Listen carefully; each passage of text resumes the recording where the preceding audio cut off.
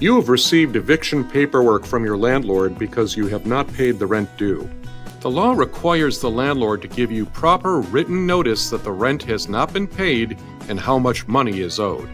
You can fix the issue by paying the rent plus any late fees listed in the lease within 5 days of receiving the notice or at any time before you see the judge.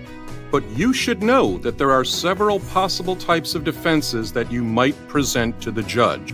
One defense is that your landlord did not give you written notice stating the amount due and giving you 5 days to pay the full amount due. Another defense is that your landlord is requesting the wrong amount owed. For example, your rent is subsidized and you owe less. Or maybe you already paid your rent in full.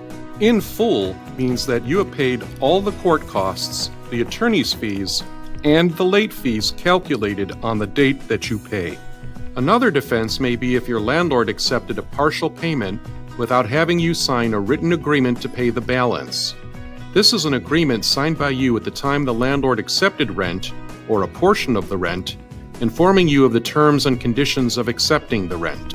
Another possible defense is that your landlord did not provide an essential service like air conditioning, running water, or other repair. However, you may not simply stop paying rent.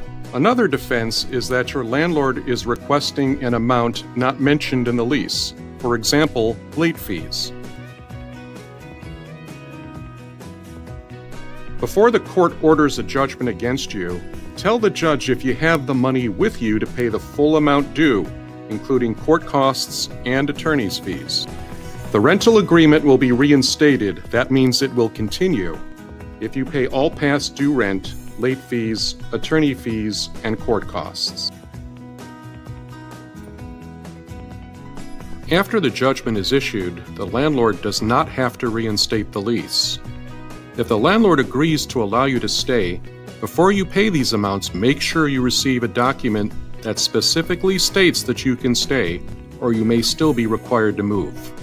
Go to the Self-Service Center at azcourts.gov or azcourthelp.org to view helpful legal info sheets such as claims against your landlord, non-payment of rent, and after an eviction action.